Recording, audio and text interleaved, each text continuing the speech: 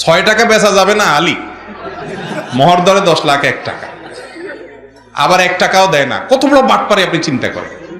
দিবে না 1 টাকাও, ধরে 10 লাখ টাকা। এর চেয়ে বড় বাটপারি আল্লাহর জমিনে আর কি আছে বলেন? যুবকরা যা ধরতে পারবেন তাই দিবেন।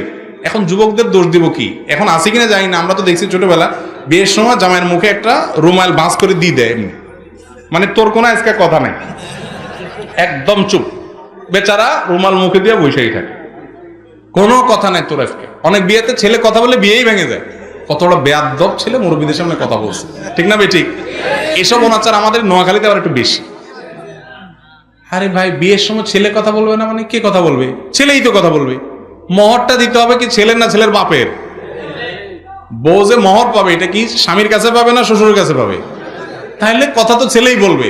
আপনারা ধরে 10 লাখ 1 টাকা 5 লাখ 10 টাকা ধরাই দিলেন, আমি মানুষটা ওই টাকার আছে কিনা, আমার ওজন কত